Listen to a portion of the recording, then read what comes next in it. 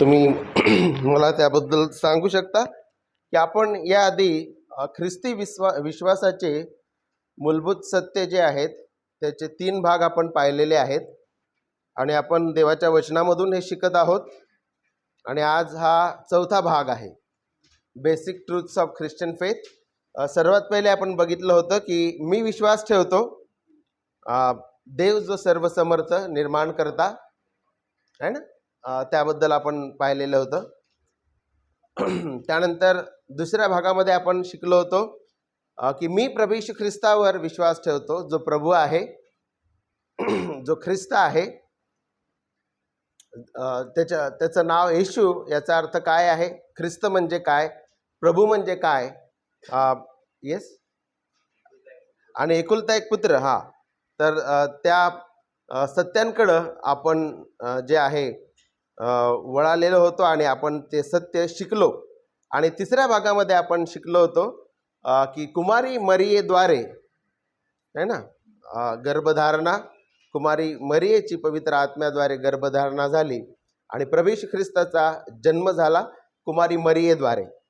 आणि आजचा हा 4था भाग आहे आणि ह्या 4थ्या भागामध्ये आपण शिकत आहोत की ज्याने पंतय पिलाताच्या वेळेस दुःख भोगले. आणि खास करून आपण प्रभू येशू ख्रिस्ताचे दुःख भोगणे ह्या संदर्भाकडे किंवा ह्या संदर्भावर किंवा ह्या विषयावर आज आपण शिकत आहोत की ज्याने पंतय पिलाताच्या वेळेस दुःख भोगिले. आणि ह्या विषयासाठी आपण यशाया अध्याय 52 आणि यशाया अध्याय 53 ह्या 2 अध्यायामधील काही वचनं ह्या वेळेस आपण पाहणार आहोत. आणि खास करून तुम्हाला सर्वांच्या माहितीकरिता मी सांगू इच्छितो की यशाया अध्याय 52 आणि 53 जे आहे जणू काही जुन्या करारातील ते शुभवर्तमान आहे. जुन्या करारातील ह्या भागाला शुभवर्तमान म्हटलेलं आहे. केवळ ह्या भागालाच नाही तर यशायाला जुन्या करारातील गॉस्पल म्हटलेलं आहे. कारण की प्रभू येशू ख्रिस्त आणि प्रभू येशू ख्रिस्ताच्या आगमनाबद्दल, त्याच्या जीवनाबद्दल, त्याच्या दुःख सहन करण्याबद्दल, त्याच्या पुनरुत्थानाबद्दल आणि त्याच्या कामगिरीबद्दल यशायाने सर्वात अधिक जुन्या करारामध्ये लिखाण केलेलं आहे. आणि म्हणून जुन्या करारामध्ये यशाया ह्या पुस्तकाला जुन्या करारातील शुभवर्तमान म्हटलेले आहे. आणि खास करून ज्या वेळेस आपण प्रभू येशू ख्रिस्ताचे दुःख सहन करणे किंवा दुःख भोगणे याबद्दल आपण शिकत आहोत. तर यशाया 52 आणि यशाया 53 ह्या भागामधून आपण काही गोष्टी बघणार आहोत, काही मुद्दे आपण बघणार आहोत. सगळ्यात पहिले आपण पाहणार आहोत की देवाने जे आहे मसीहाचं अभिवचन दिलं, जो मसीहा येऊन त्याच्या लोकांच्या वतीनं दुःख भोगणार आहे, ते अभिवचन दिले. त्यानंतर पुढे आपण पाहणार आहोत की प्रभू येशू ख्रिस्ताचं सेवा कार्य किंवा त्या वचनांमध्ये दाखविलेलं आहे त्याचं मिशन. त्या अध्यायामध्ये प्रभू येशू ख्रिस्ताचं मिशन किंवा प्रभू येशू ख्रिस्ताचं सेवा कार्य दाखविलेलं आहे. तिसरी गोष्ट यामध्ये आपण शिकणार आहोत हिज इनोसन्स, म्हणजे त्याचे निष्पापपण. त्यानंतर पुढे आपण ह्याच अध्यायामधून शिकणार आहोत त्याचे बलिदान किंवा त्याचे अर्पण. आणि त्यानंतर आपण शिकणार आहोत की देव ख्रिस्ताच्या दुःख सहन करून पूर्ण केलेल्या कार्याचे समर्थन करतो. आणि मग शेवटी आपण पाहणार आहोत की आता प्रभू येशू ख्रिस्ताने दुःख सहन केले, आमच्या वतीने दुःख सहन केले, आणि मग एक ख्रिस्ती ह्या नात्याने, प्रभू येशू ख्रिस्ताचा शिष्य ह्या नात्याने आम्ही ख्रिस्ताच्या दुःख सहन करण्यास कसा प्रतिसाद द्यावा. What response we should give to the suffering of Lord Jesus Christ. सर्व वचनं जे आहेत ह्या एका पानावर नमूद केलेले आहेत आणि त्यामुळं वाचण्यासाठी आपल्याला अत्यंत सहज असं होईल. सगळ्यात पहिले आपण जे आहे प्रभू येशू ख्रिस्ताच्या दुःख भोगणे किंवा प्रभू येशू ख्रिस्ताने दुःख सहन करणे याबद्दल शिकणार आहोत. ज्यावेळेस प्रभू येशू ख्रिस्ताच्या दुःख सहनाबद्दल आपण विचार करतो तर बऱ्याचदा आपण केवळ त्याच्या प्रती लोकांनी केलेली जी क्रूरता आहे, त्याच्या प्रती लोकांनी केलेली जी क्रूरता आहे तिथपर्यंतच सीमित असतो आपण. काही दिवसापूर्वी किंवा काही वर्षांपूर्वी म्हणू शकतो आपण, ऑलमोस्ट आता मला असं वाटतं 20 वर्ष झाले त्याला, एक सिनेमा आला होता, द पॅशन ऑफ क्राइस्ट. तुम्ही बघितला तो cinema, the passion of Christ? Yes, बघितला.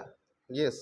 त्याच्यामध्ये पण प्रभू येशू ख्रिस्ताच्या दुःख सहन करण्याबद्दल आहे ना, प्रभू येशू ख्रिस्ताच्या वधस्तंभावरील मरणाबद्दल, दुःख सहन करण्याबद्दल जे आहे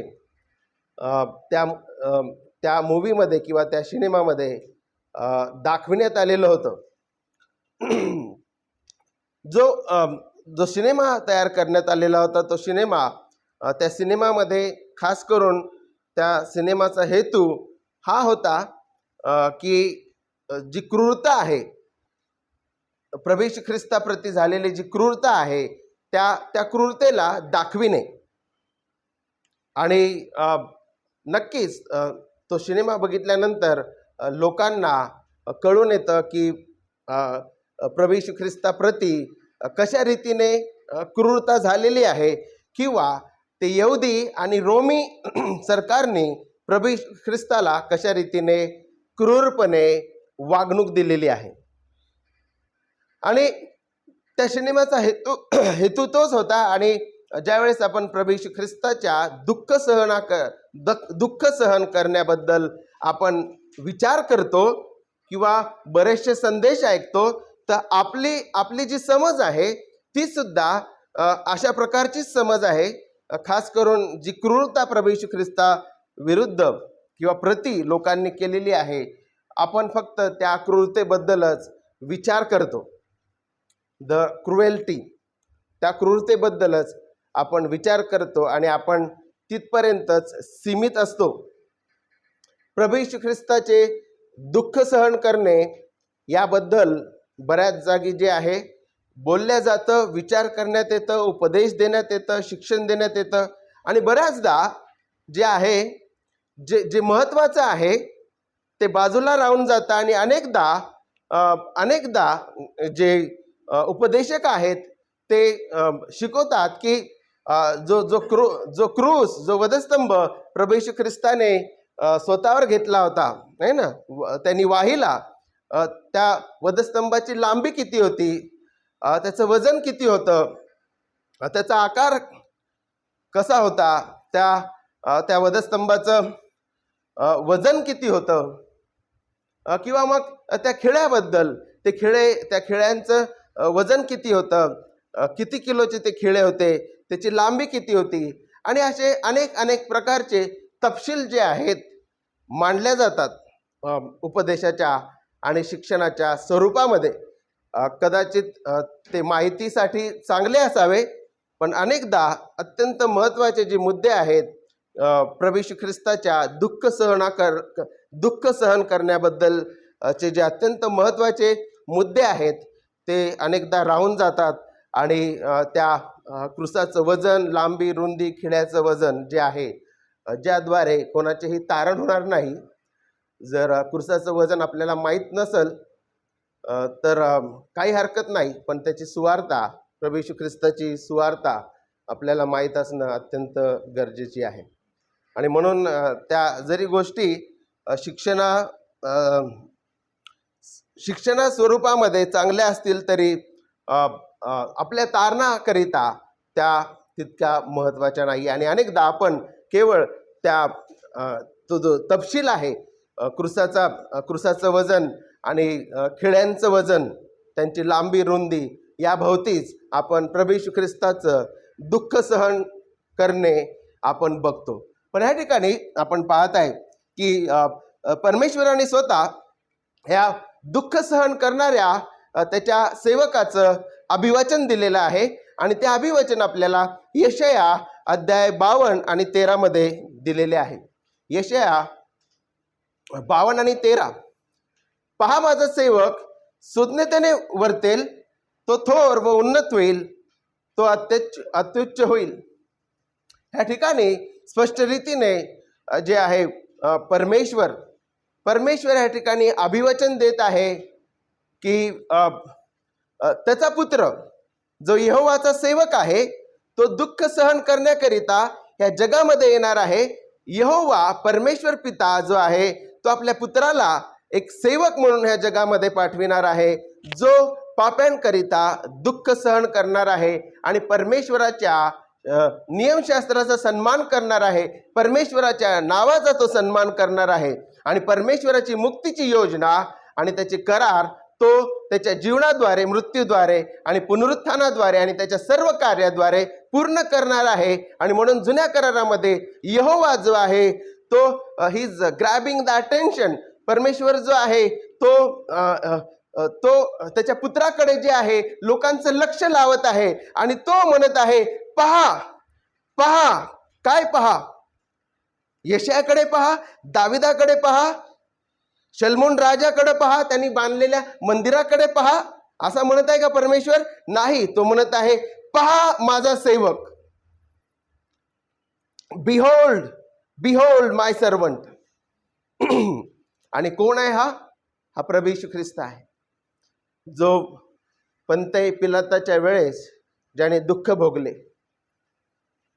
आपल्या सर्वांना ठाऊक आहे प्रभू येशू ख्रिस्ताचा शारीरिक रीतीने छळ झाला, त्याला पकडण्यात आले आणि त्याचे जवळपास त्या रात्री त्याच्यावर सहा खटले चालवण्यात आले. The 6 trials of Jesus Christ. सगळ्यात पहिले जो रिटायर याजक होता, महायाजक आहे ना, त्याच्याकडे त्याला नेले. ज्यावेळेस प्रभू येशू ख्रिस्ताला पकडले त्यावेळेस जो रिटायर म्हणजे निवृत्त महायाजक होता, हन्ना नावाचा, त्याच्याकडं त्याला नेण्यात आले. मग त्यानंतर आपण पाहतो की कैफा त्यावेळेसचा महायाजक त्याच्याकडे आणि सनेंद्रेन म्हणजे त्या महासभेकडे त्याला नेले दुसऱ्यांदा. तिसऱ्यांदा मग दिवस उजाडताच पुन्हा एकदा कैफा आणि त्या सभेकडे नेण्यात आले. तिसरा खटला. चौथा खटला त्याला पिलाताकडे नेले. पिलाताने त्याला हेरोदाकडे पाठविले. 5वा खटला. आणि हेरोदाने पुन्हा प्रभू येशू ख्रिस्ताला जे आहे पिलाताकडे पाठविले. आणि ज्या वेळेस यरुशलेम ह्या ठिकाणच्या लोकांनी त्या ठिकाणी मागणी केली की एका चोराला, एका दुष्टाला सोडून द्यावं आणि येशूला त्या ठिकाणी मारण्यात यावं, आणि त्या पिलाताला तिथलच्या जनसमूहाने धमकविले, जर तू आमचे ऐकले नाही तर तू जो कैसर आहे, जो रोमचा राजा आहे, त्याच्या विरोधात तू वागत आहे. आणि त्याला धमकविले, त्याच्यावर दबाव आणला. आणि पिलाताला जरी ठाऊक होतं की येशू हा निर्दोष आहे, तरीसुद्धा दबावामुळे आपण पाहतो की त्याला जे आहे शिक्षा सुनावलेली आहे. आपण हे शिकतो.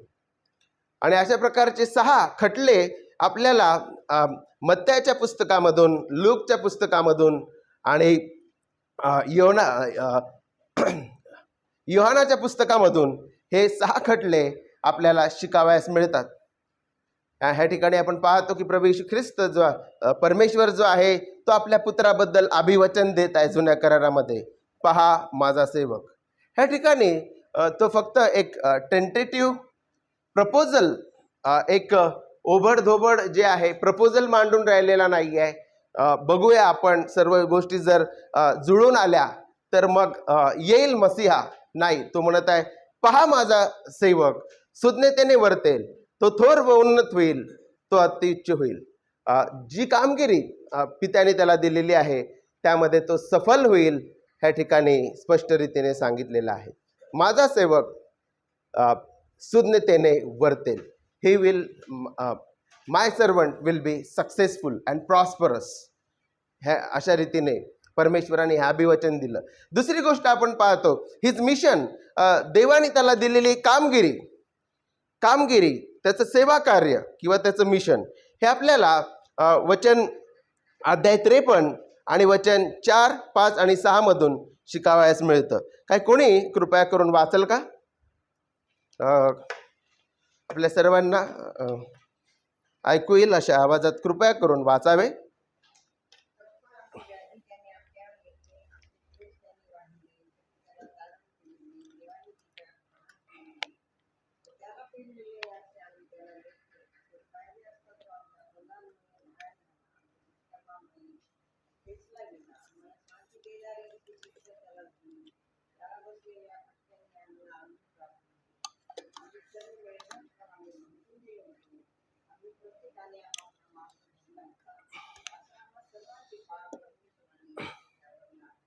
येस, वचन 4, 5 आणि 6 मध्ये खास करून आपण सबस्टिट्यूशनरी अटोनमेंट म्हणजे बदली प्रायश्चित, बदली अर्पणाची भाषा आपण ह्या ठिकाणी पाहतो. सबस्टिट्यूशनरी अटोनमेंट किंवा बदली प्रायश्चित म्हणजे काय आणि ते आपण कसं ह्या वचनांमधून शिकतोय, त्याकडे आपण लक्ष देऊया. वारंवार आपल्याला काही शब्द बायबलमध्ये, नवीन करारामध्ये आणि जुन्या करारामध्ये पाहावयास मिळतात. खरोखर आमचे व्याधी त्याने आपल्यावर घेतले. जो आपल्यावर हा जो शब्द आहे तो ह्या ठिकाणी स्पष्ट रीतीने दाखवत आहे की he is taking our place. त्यांनी आपली जागा घेतली. आमचे क्लेश त्यांनी वाहिले, तरी त्याला ताडण केलेले, देवाने त्याच्यावर प्रहार केलेले व त्याला पिडलेले असे आम्ही त्याला लेखले. खरे पाहिले असता तो आमच्या अपराधांमुळे, in our place, because of our sins, आमच्या अपराधांमुळे घायाळ झाला. In our place, on our behalf, म्हणजे आमच्या जागी, च्या जागी. यामधून आपल्याला ही सबस्टिट्यूशनरी अटोनमेंटची भाषा लक्षात येते. बदली प्रायश्चित, त्यांनी आमची जागा घेतली. आमच्या दुष्कर्मांमुळे ठेचला गेला. मुळे हा शब्द, पुन्हा एकदा मुळे हा शब्द जो आहे तो आम्हाला दाखवितो की त्याचा मृत्यू हा आमच्या दुष्कर्मांमुळे जो आहे झालेला आहे. आमच्या दुष्कर्मांमुळे प्रभू येशू ख्रिस्त ठेचला गेला. आम्हाला शांती देणारी अशी शिक्षा त्याला झाली. त्याला बसलेल्या फटक्यांनी आम्हाला आरोग्य प्राप्त झाले. आम्ही सर्व मेंढराप्रमाणे बहकून गेलो होतो. आम्ही प्रत्येकाने आपापला मार्ग धरला होता. अशा आमच्या सर्वांचे पाप परमेश्वराने त्याच्यावर लादले. त्याच्यावर, ऑन हिम. आणि ह्या ठिकाणी आपल्याला स्पष्ट रीतीने शिकावयास मिळतं की प्रभू येशू ख्रिस्ताचा मृत्यू हे बदली प्रायश्चित आहे आमच्या जागी. आणि म्हणून आपण प्रभू येशू ख्रिस्ताच्या मृत्यूला एक सर्वसाधारण मरण म्हणून पाहू शकत नाही प्रियांनो. We cannot see his death as a natural death और his suffering and death as suffering and death of any other person. कोणाच्याही मृत्यूप्रमाणे किंवा दुःख सहनाप्रमाणे त्याचा मृत्यू नव्हता. तर आपल्याला पाहावयास मिळतं की त्याचा जो मृत्यू आहे तो मुक्तिदायी अर्पण, मृत्युदायी प्रायश्चित होतं ते. His death was atoning death. त्याला अटोनिंग डेथ म्हटलेलं आहे. जीवन देणारं, तारणदायी मृत्यू होता, मुक्ती देणारा मृत्यू होता. हे आपल्याला ह्या वचनामधून शिकावयास मिळतं. आणि परमेश्वराने जे मिशन त्याला दिलेलं होतं, ते मिशन किंवा सेवा कार्य किंवा कामगिरी हे होती की तो त्याच्या लोकांच्या जागी मरण्यासाठी येणार होता. आणि त्याच्या मरणाद्वारे परमेश्वर जो आहे त्याच्या लोकांना खंडणी देऊन वाचवणार होता. हे आपल्याला शिकावयास मिळतं. बरेचसे लोक ह्या जगामध्ये मरतात, एक दुसऱ्यांसाठी मरतात. हे आपल्याला जगामध्ये पाहावयास मिळतं. बरेचसे सैनिक मरतात. समाजामध्ये बरेचसे लोक एक दुसऱ्यांसाठी त्याग करतात. पण ज्यावेळेस तारण येतं, तारणाचा विषय येतो, मुक्तीचा विषय येतो, सार्वकालिक जीवनाचा विषय येतो, ज्यावेळेस न्यायीकरणाचा विषय येतो, ज्यावेळेस दत्तक घेण्याचा विषय येतो, आमच्या अपराधांच्या क्षमेचा विषय येतो, त्यावेळेस एकच मृत्यू ह्या जगामध्ये झालेला आहे आणि तो एक मृत्यू बदली प्रायश्चित आहे, सफिशियंट आहे, म्हणजे पुरेसा आहे आणि त्याच्या एका अर्पणाद्वारे त्याने आमचे तारण पूर्ण केलेले आहे, हे बायबल शिकवितं. तर ही देवाने दिलेली त्याला देवाने दिलेलं मिशन होतं, हे आपल्याला ह्या ठिकाणाहून शिकावयास मिळतं. तिसरी बाब आपण प्रभू येशू ख्रिस्ताचं जे दुःख सहन करणं आहे त्याच्यामधून शिकत आहोत. त्याचं निष्पापपण, वचन 7 आणि 9 मधून त्याचे हाल केले तरी ते त्यांनी सोसले. आपले तोंड सुद्धा उघडले नाही. वदण्यास नेत असलेल्या कोकऱ्याप्रमाणे, लोकर कातरणाऱ्या पुढे गप्प राहणाऱ्या मेंढराप्रमाणे तो गप्प राहिला. त्याने आपले तोंड उघडले नाही. त्याची कबर दुर्जनांच्या कबरांमध्ये नेमली होती आणि तो मेल्यावर धनवंतांची कबर त्याला प्राप्त झाली. तथापि त्याने काही अधर्म केला नव्हता, त्याच्या मुखात कपट नव्हते. ह्या वचनांमधून आपण शिकतो की प्रभू येशू ख्रिस्त जो आहे, जो सर्वसमर्थ आहे, तो सामर्थ्यशाली आहे, सेनाधीश आहे, असं असून सुद्धा आपण पाहत आहे की ह्या लोकांविरुद्ध पिलात, हेरोद, यहूदा इस्कारियत, जे शास्त्री, परुषी आणि यहुदी लोक आहेत, त्यांच्या विरुद्ध त्याने बंड केले नाही.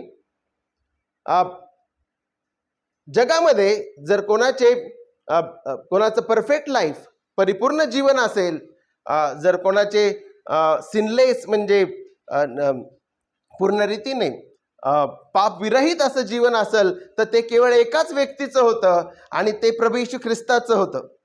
आणि असं असून सुद्धा आपण ह्या ठिकाणी पाहत आहे की तो पित्याच्या मुक्तीच्या योजनेच्या अधीन झाला, त्याच्या संकल्पाच्या अधीन झाला आणि तो नवीन करारामध्ये म्हणतो की पित्याची योजना पूर्ण करणे हे माझं अन्न होय. आणि आपण पाहत आहे की प्रभू येशू ख्रिस्त त्या मिशनवर होता.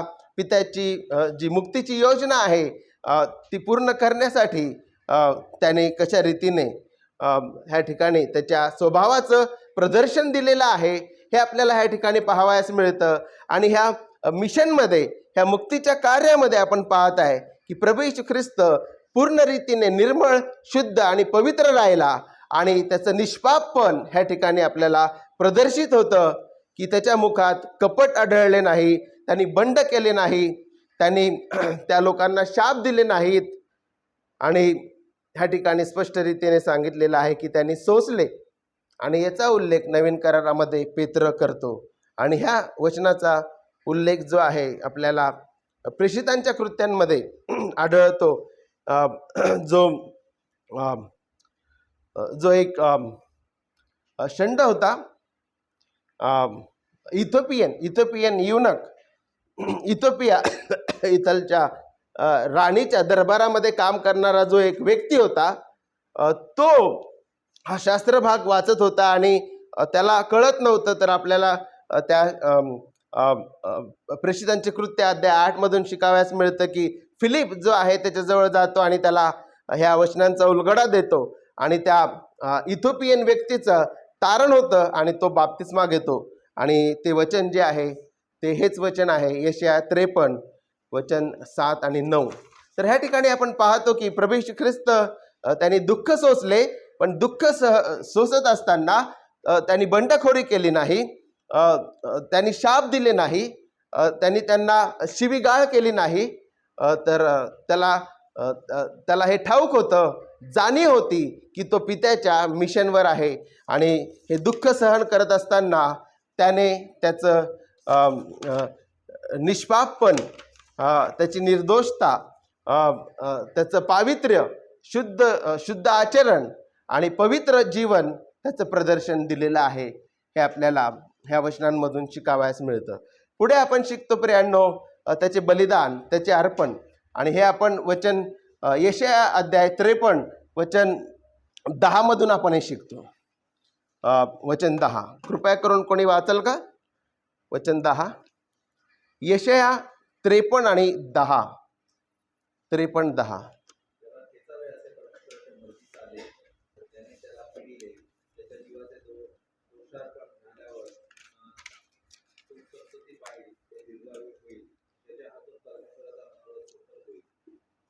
थँक्यू.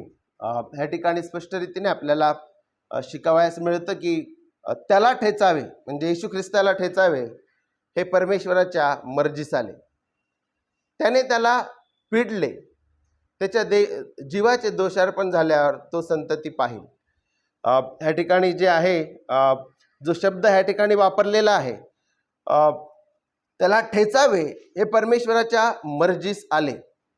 ह्या ठिकाणाहून आपल्याला शिकावयास मिळतं की प्रभू येशू ख्रिस्ताचा वधस्तंभावरील जे मरण आहे, जे अर्पण झालेले आहे, त्यामध्ये नक्कीच परमेश्वराने अनेक लोकांना ह्या कहाणीमध्ये सामील केलेलं आहे आणि ते दुय्यम साधनं आहेत. हेरोद, पिलात, त्याच्यानंतर रोमी सैनिक, यहूदा इस्कारियत आणि अनेक लोक जे आहेत ते दुय्यम साधनं आहेत.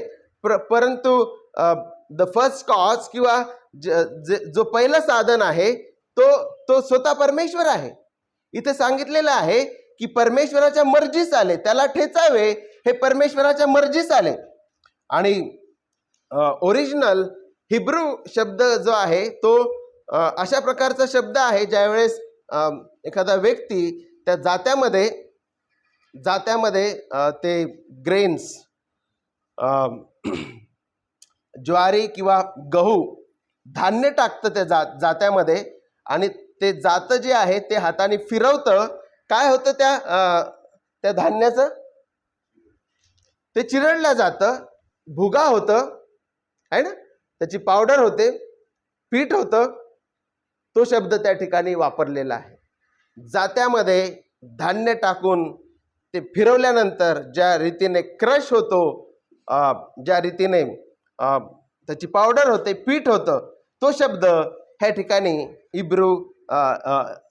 इब्री भाषेमध्ये वापरण्यात आलेला आहे. त्याला ठेचावे हे देवाच्या मर्जीस आले. आणि प्रभू येशू ख्रिस्ताचं मरण जे आहे प्रियांनो, त्याच्यामध्ये अनेक लोक सामील होते, पण ही देवाची इच्छा होती. हे आपल्याला ह्या वचनामधून शिकावयास मिळत आहे. त्याला ठेचावे हे परमेश्वराच्या मर्जीस आले. आणि म्हणून ज्यावेळेस आपण विचार करतो की प्रभू येशू ख्रिस्ताला कोणी मारले, हू किल्ड जीसस, नक्कीच आपल्या डोळ्यासमोर ते सर्व क्रूर आणि ते सर्व दुष्ट जे लोक आहेत ते आपल्या डोळ्यासमोर दिसतात. पण आपल्याला यशाया दाखवत आहे की प्रभू येशू ख्रिस्ताचं अर्पण व्हावं, वधस्तंभावर त्याचं मरण व्हावं, बलिदान व्हावं, ही पित्याची इच्छा आहे. आणि त्याने परमेश्वराचा मनोरथ जो आहे तो सफल केलेला आहे. हे आपल्याला यशाया 53 आणि 10 शिकवितं. प्रभू येशू ख्रिस्ताला वधस्तंभावर मारावं ही देवाचा ठाम संकल्प आहे. देवाच्या पूर्व ज्ञानानुसार आणि परमेश्वराच्या ठाम संकल्पानुसार प्रभू येशू ख्रिस्त मारला गेला हे आपल्याला बायबल शिकवितं. जर तुमच्याजवळ शास्त्र असतील तर कृपया करून तुम्ही प्रेषितांची कृत्य अध्याय 2 आणि वचन 23 वाचावे.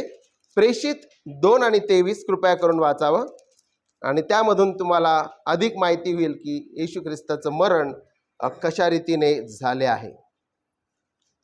कृपया करून वाचावे.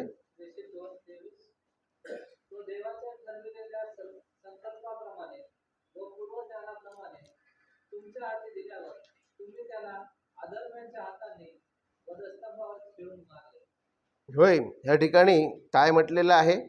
ह्या ठिकाणी आपल्याला दोन्ही साधनं जे आहेत पेत्र जो आहे तो दाखवितो.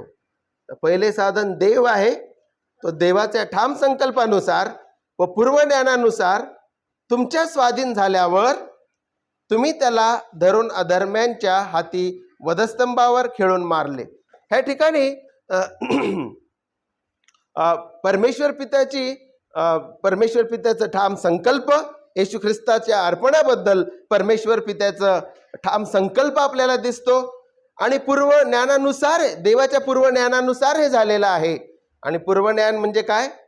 पूर्वज्ञान म्हणजे येशू ख्रिस्त त्याच्या लोकांकरिता एक दिवशी वधस्तंभावर मरेल, अर्पिला जाईल, ही योजना परमेश्वराने जगाच्या उत्पत्तीपूर्वीच केली होती. बिफोर द वर्ल्ड बिगॅन, आदाम आणि हवा यांची निर्मिती होण्याआधी, मानवाची निर्मिती होण्याआधीच परमेश्वराने पुत्रासोबत करार केला, द कव्हनंट ऑफ रिडेम्पशन, मुक्तीचा करार केला. आणि त्या करारानुसार आपण पाहतो की सर्व काही घडलेले आहे.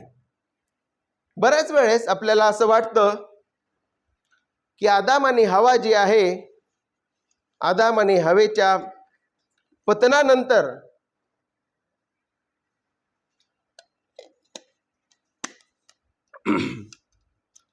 आदाम आणि हवेच्या पतनानंतर देवानी विचार केला असेल की आता मी ह्या माणसाला निर्माण केलं आणि ह्या माणसाने पाप केलं, त्याला दिलेल्या स्त्रीने पाप केलं, आणि आता जगामध्ये त्या ठिकाणी कन्फ्युजन, डेथ, सीन, मृत्यू, पाप, दुःख आले.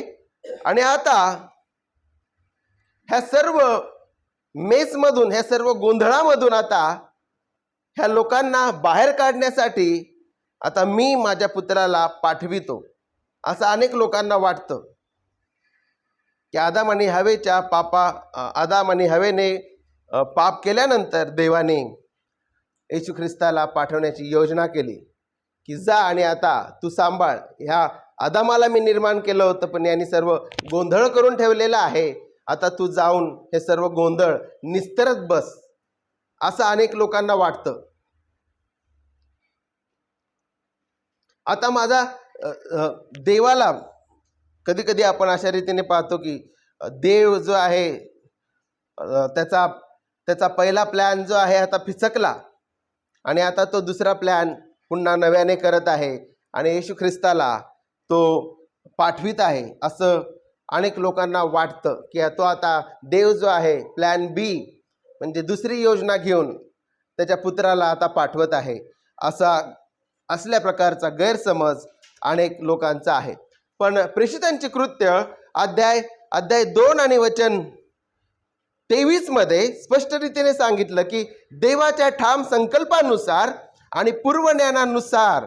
पूर्वज्ञान म्हणजे काय आहे? पूर्वज्ञान म्हणजे जगाच्या उत्पत्तीपूर्वीच परमेश्वराने येशू ख्रिस्ताला वधस्तंभावर त्याच्या लोकांसाठी मरण्यासाठी नियुक्त केलं आणि परमेश्वराने जगाच्या उत्पत्तीपूर्वीच त्याच्या पुत्रासोबत मुक्तीचा करार केला, हे आपल्याला ह्या ठिकाणी शिकावयास मिळतं. आणि इथे आपण पाहतो यशाया अध्याय 53 आणि वचन 10 मध्ये की त्याला ठेचावे असे परमेश्वराच्या मर्जीस आले आणि प्रभू येशू ख्रिस्ताच्या हातून परमेश्वराचा मनोरथ जो आहे तो सफल झालेला आहे, हे आपल्याला नवीन करारामध्ये शिकावयास मिळतं. त्यानंतर प्रियांनो, ह्या ठिकाणी आपण वचन 11 आणि 12 मध्ये आपण हे शिकतो की देव ख्रिस्ताच्या दुःख सहन करून पूर्ण केलेल्या कार्याचे समर्थन करतो. यशाया अध्याय 53 वचन 11 आणि 12, त्याच्या जीवाच्या वेदना सरल्यावर तो त्याचे फल पाहून समाधान पावेल. तो माझा नीतिमान सेवक आपल्या ज्ञानाने बहुतांना निर्दोष ठरवेल. त्याच्या अधर्मांचा भार तो आपल्यावर घेईल, त्यामुळे मी त्याला थोरांबरोबर विभाग देईल, तो बलवानांबरोबर लूट वाटून घेईल. कारण आपला प्राण वाहून देऊन तो मृत्यू पावला, त्याने आपणास अपराधांमध्ये गणू दिले. त्याने बहुताचे पाप आपल्यावर घेतले व अपराध्यांसाठी मध्यस्थी केली. ह्या ठिकाणी शेवटच्या भागामध्ये आपण पाहत आहे की परमेश्वर जो आहे तो आपल्या पुत्राच्या कार्याचे समर्थन करत आहे. आणि ह्या ठिकाणी ह्या भागामध्ये आपण पाहत आहे की त्याच्या वेदना सरल्यानंतर, त्याचा अटोनिंग डेथ म्हणजे वधस्तंभावरील बलिदान झाल्यानंतर तो त्याच्या मृत्यूचा परिणाम म्हणजे त्याचे फल पाहून समाधान पावेल आणि त्या नीतिमान सेवकाच्या त्याच्या जीवनाद्वारे, त्याच्या अर्पणाद्वारे अनेक लोकांचं न्यायीकरण होईल. अनेक लोक देवाच्या कृपेने जे पापी आहेत, देव येशू ख्रिस्तामुळे त्यांना नीतिमान ठरवेल, नीतिमान घोषित करेल. हे आपल्याला ह्या ठिकाणी जुन्या करारामध्येच यशाया अध्याय 53 मध्ये शिकविलेलं आहे. प्रभू येशू ख्रिस्तामध्येच खरा विसावा आहे, प्रभू येशू ख्रिस्तामध्येच खरी शांती आहे, प्रभू येशू ख्रिस्तामध्येच खरी आशा आहे. हे आपल्याला वचन 11 आणि 12 शिकवत आहे. कारण की प्रभू येशू ख्रिस्ताने देवाचा क्रोध वधस्तंभावर, देवाचा क्रोध त्यांनी शमविला, देवाचा न्याय शमविला. प्रभू येशू ख्रिस्ताने त्याच्या पवित्र नियमांची जी मागणी होती, नियमशास्त्राची मागणी, ती पूर्ण केलेली आहे. नीतिमान मागणी प्रभू येशू ख्रिस्ताने पूर्ण केलेली आहे. हे आपल्याला वचन 11 आणि 12 मधून शिकावयास मिळतं. आणि प्रभू येशू ख्रिस्ताने आमच्यावर असलेला देवाचा क्रोध स्वतःवर घेतला आणि परमेश्वराचा क्रोध शमविलेला आहे. आणि त्यामुळं आता देव जो आहे आमच्यावर क्रोध पाठवित नाही, तर आता देव आपल्याला ख्रिस्तामध्ये पाहतो. तो आपल्याला ख्रिस्तामध्ये नीतिमान असे घोषित त्यांनी केलेले आहे, म्हणून आता तो आपल्याला ख्रिस्तामध्ये पाहतो. हे आपल्याला ह्या ठिकाणी शिकावयास मिळतं की तो आता आपल्याला त्याच्या प्रियकराच्या ठाई किंवा त्याच्या प्रियकरामध्ये आपल्याला पाहतो. हे आपल्याला ह्या ठिकाणाहून शिकावयास मिळतं की प्रभू येशू ख्रिस्ताच्या मरणाद्वारे देवाचा क्रोध जो आमच्यावर होता तो शमविण्यात आलेला आहे. आमच्यावर जो न्याय येणार होता, आमच्या पापामुळे दंड येणार होता, तो दंड, तो न्याय आणि तो क्रोध स्वतः प्रभू येशू ख्रिस्ताने स्वतःवर घेतला. आणि म्हणून आज आमच्यावर कोणत्याही प्रकारचा शाप नाही आहे, कोणत्याही प्रकारचा क्रोध नाही, कोणत्याही प्रकारचा न्याय नाही आहे आणि कोणत्याही प्रकारचा दंड नाही आहे. आमच्यावर जी नरक अग्नी येणार होती, ती नरक अग्नी स्वतः क्रूसावर प्रभू येशू ख्रिस्ताने घेतलेली आहे. हे इथं आपल्याला शिकावयास मिळतं. आणि म्हणून प्रियांनो, ज्यावेळेस आपण प्रभू येशू ख्रिस्ताच्या मरणाचा विचार करतो, तर नुसतं आपण तो काट्याचा मुकुट, रक्त, किती लिटर रक्त गेलं, किती लांब खेळे होते आणि किती मोठा क्रूस होता, आपण तिथपर्यंतच सीमित नसावे. त्याच्या मृत्यूमुळे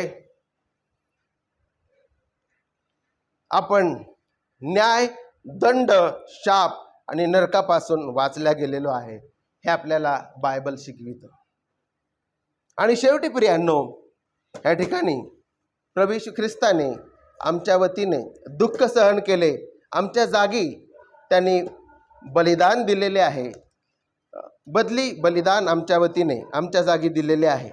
मग त्याच्या ख्रिस्ताच्या दुःख सहन करण्याकडं आता विश्वासणाऱ्यांनी, त्याच्या शिष्यांनी, मंडळीने कसा प्रतिसाद द्यावा. सगळ्यात पहिले आपण शिकतो प्रियांनो की परमेश्वराने जे अभिवचन दिलेलं आहे त्या अभिवचनावर आपण विश्वास ठेवावा. रोमकरास अध्याय 8 आणि वचन 32 मध्ये परमेश्वराने अभिवचन दिले आहे, ज्याने आपल्या स्वतःच्या पुत्रास राखून न ठेवता त्याला आपल्या सर्वांकरिता समर्पण केले. प्रभू येशू ख्रिस्ताने आपल्या पुत्राला राखून न ठेवता आपल्यासाठी समर्पण केले. तो त्याच्याबरोबर आपल्याला सर्व काही कसे देणार नाही. ह्या अभिवचनावर आपल्याला विश्वास ठेवणं गरजेचं आहे. परंतु हे अभिवचन वाचत असताना, समजून घेत असताना याच्या मागचे वचनं आणि पुढचे वचनं जे आहेत ते आपल्याला समजणं अत्यंत गरजेचे आहे. ज्यावेळेस त्या ठिकाणी प्रभू जो आहे, पॉल जो आहे, तो ह्या अध्यायामध्ये लिहितो की ज्याने तुम्हाला नेमले, ज्याने आगाऊच नेमून ठेवले, त्याने तुम्हाला नीतिमान ठरविले, ज्यांना नीतिमान ठरविले. त्याच्या आधी तो म्हणतो की ज्याला त्यांनी आगाऊच नेमून ठेवले त्याला पाचारण केले, ज्याला पाचारण केले त्यांना त्यांनी नीतिमान ठरविले, ज्यांना त्यांनी नीतिमान ठरविले त्यांना त्याने गौरव दिले आहे. आणि मग ज्यावेळेस ह्या ठिकाणी पॉल सांगत आहे की त्यांनी आपला पुत्र न राखता त्याला आपल्या सर्वांकरता समर्पण केले, तो त्याच्याबरोबर आपल्याला सर्व काही कसे देणार नाही, याचा अर्थ पॉल ह्या ठिकाणी शिकून राहिलेला नाही आहे की तो मला एक स्पेशल हवाई जहाज देईल किंवा काहीतरी 100-200 एकर शेती देईल, 4-5 करोड रुपयाचा बंगला देईल. हे पॉल ह्या ठिकाणी शिकून राहिलेला नाही आहे. तो शिकवत आहे त्याच्याबरोबर म्हणजे ख्रिस्ताबरोबर तो आपल्याला सर्व काही कसे देणार नाही. मग येणारं जे जीवन आहे, जो गौरव आहे, त्याच्याबद्दल तो बोलत आहे की ते गौरव काय देवानी आपला पुत्र दिला तर काय तो आपलं गौरवीकरण करणार नाही का? आपल्याला सार्वकालिक जीवन तो देणार नाही का? कारण की ख्रिस्त हा सार्वकालिक जीवनापेक्षा मोठा आहे आणि देवाने आपल्याला सर्वात मोठा आशीर्वाद दिलेला आहे, ख्रिस्त दिलेला आहे. तर काय तो आपल्याला सार्वकालिक जीवन आणि गौरव देणार नाही का? याबद्दल तो बोलत आहे. आणि मग दुःख सहन करण्यास हा योग्य प्रतिसाद आहे की त्याच्या अभिवचनावर विश्वास ठेवणे. आणि मग फिलिप्पिकरास अध्याय 3 मध्ये पॉल ह्या ठिकाणी म्हणतो, खास करून जर शेवटचे वचन 10 आणि वचन 11 वाचलं तर तुम्हाला कळेल. हे अशासाठी आहे की तो व त्याच्या पुनरुत्थानाचे सामर्थ्य व त्याच्या दुःखाची सहभागिता ह्याची त्याच्या मरणाला अनुरूप होऊन मी ओळख करून घ्यावी. पॉल काय म्हणत आहे? त्याच्या पुनरुत्थानाचे सामर्थ्य त्याला अनुभवायचे आहे, प्रभू येशू ख्रिस्ताच्या मरणाचे सामर्थ्य त्याला अनुभवायचे आहे, त्याची ओळख त्याला करून घ्यायची आहे, त्याला जाणीव ते त्याला जाणायचं आहे, त्याच्या पुनरुत्थानाच्या सामर्थ्याबद्दल त्याला अधिक जाणायचं आहे. त्याच प्रकारे तो म्हणत आहे की त्याच्या दुःखाची सहभागिता याची त्याच्या मरणाला अनुरूप होऊन मी ओळख करून घ्यावी. दुःखाच्या सहभागितेची ओळख करून घ्यावी याबद्दल तो बोलत आहे. आणि मग एक ख्रिस्ती ह्या नात्याने आपण त्याच्या अभिवचनावर विश्वास ठेवतो आणि आपण पौलाप्रमाणे प्रभू येशू ख्रिस्ताच्या पुनरुत्थानाच्या सामर्थ्याची ओळख करून घेतो आणि प्रभू येशू ख्रिस्ताच्या दुःखाची जी सहभागिता आहे तिची सुद्धा आपण ओळख करून घ्यावी.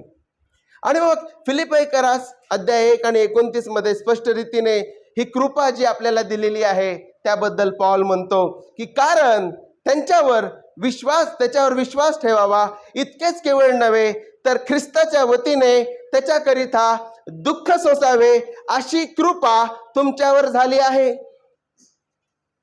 ख्रिस्ताच्या दुःख सहन करण्यास काय प्रतिसाद आपण देऊ शकतो प्रियांनो? तर आपण ह्या वचनावर विश्वास ठेवतो की प्रभू येशू ख्रिस्तावर विश्वास ठेवण्याकरिता केवळ एवढीच कृपा झाली नाही तर त्याच्या वतीने प्रभू येशू ख्रिस्ताकरता दुःख सोसावे अशी कृपा झाली आहे. आणि ह्या ठिकाणाहून आपण शिकत आहे suffering is the gift of the grace. ह्या ठिकाणाहून आपण शिकतो की जे ख्रिस्ती जीवनामधील जे दुःख सहन करणं आहे ते कृपेचं वरदान आहे प्रियांनो. दिस इज ब्लेसिंग.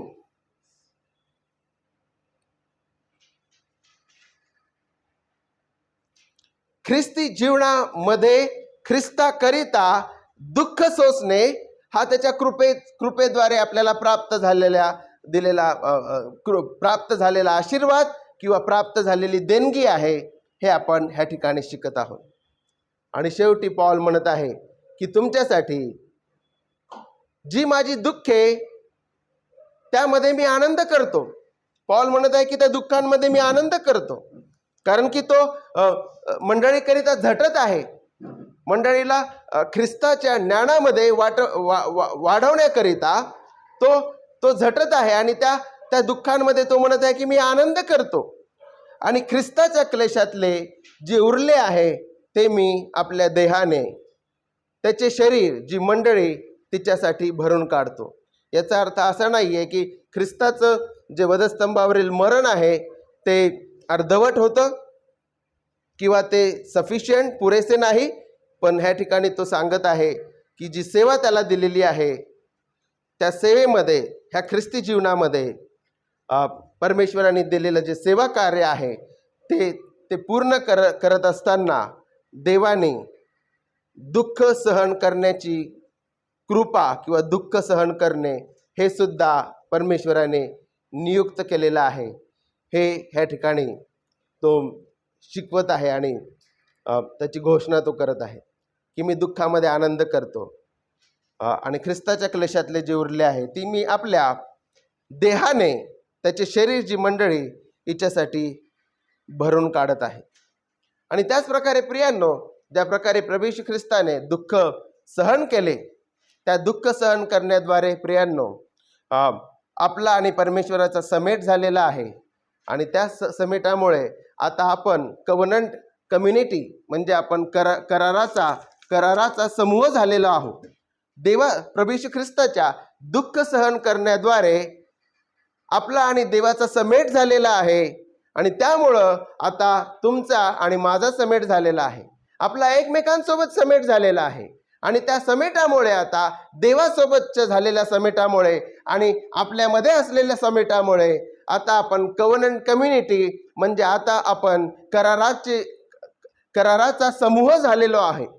कव्हनंट कम्युनिटी, कराराचा समूह, ज्या ठिकाणी आपण एक दुसऱ्यांवर प्रीती करतो, एक दुसऱ्यांची काळजी घेतो, एक दुसऱ्यांना आपण ख्रिस्तामध्ये वाढवितो, बोध करतो आणि एक दुसऱ्यांसाठी आपण जगतो.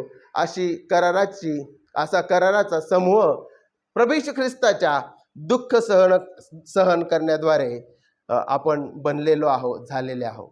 आणि यासाठी परमेश्वराला आपण धन्यवाद देऊ, त्याची उपकार स्तुती करूया. आणि जे प्रतिसाद आपण पाहिलेले आहे की जे प्रतिसाद आपल्याला द्यायचे आहे ते त्याच्या आत्म्याच्या साह्याने, त्याच्या गौरवास्तव आणि त्याच्या कृपेने आपण द्यावे, त्याच्या दुःख सहन करण्यासाठी, अशी प्रभूचरणी मी प्रार्थना करतो. ह्यावेळेस बंधू प्रशांत येतील आणि पुढे आपल्याला ते चालवतील.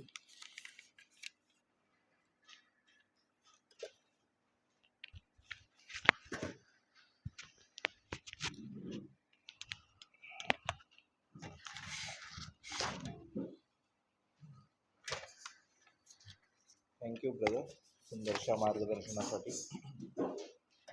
खरोखर अद्भुत असं वचन आहे. आणि जे यशायामध्ये आपण जे शुभवर्तमान बघितलं त्याच्याप्रमाणे कशा रीतीने पुढं जाऊन काही घटना घडल्या आणि कशा रीतीने ही परमेश्वराची इच्छा होती आणि पुढं जाऊन येशू ख्रिस्त आपल्यासाठी तो बदली मरण, कशा रीतीने तो प्रायश्चित्ताचं मरण तो आपल्यासाठी त्याने सहन केलं, तो निष्पाप राहिला, तो पुढे जाऊन सुज्ञतेने वर्तला आणि कशा रीतीने आपल्या परमेश्वर पित्याने त्याचं सर्व गोष्टींमध्ये समर्थन केलं, कशा रीतीने त्यांनी आपल्याला न्यायापासून, पापापासून वाचवलं, सर्व गोष्टी. आणि सर्वात शेवटी जे दुःख सहन आहे ती आपल्याला कृपेच्या द्वारे प्राप्त झालेली ती देणगी आहे. किंवा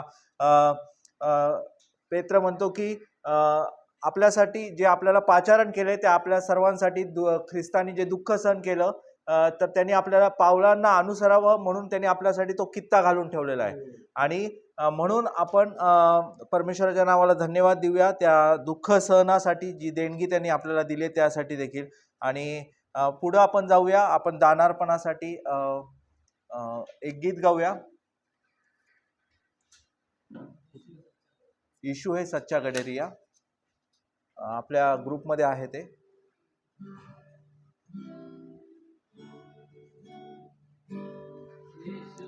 सच्चा गडरिया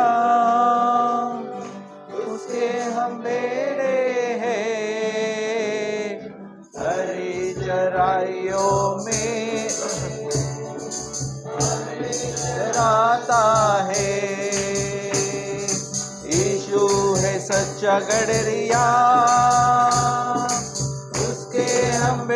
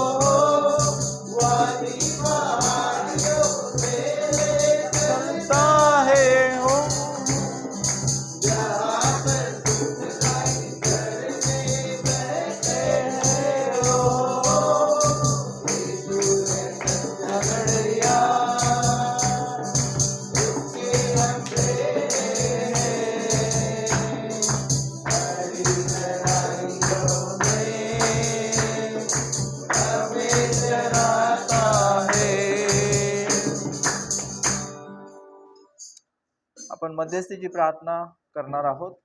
कोणाच्या काही विनंत्या असतील तर कृपया कळवाव्यात.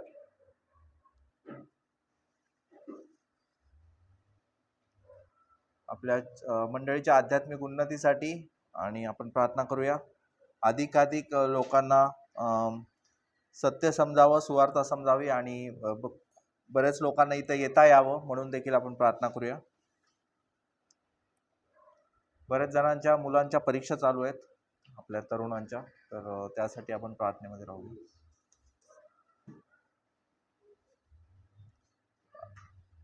जे आजारी आहेत, दुर्बळ आहेत, ओके. अशक्त शारीरिक रीतीने सर्वांसाठी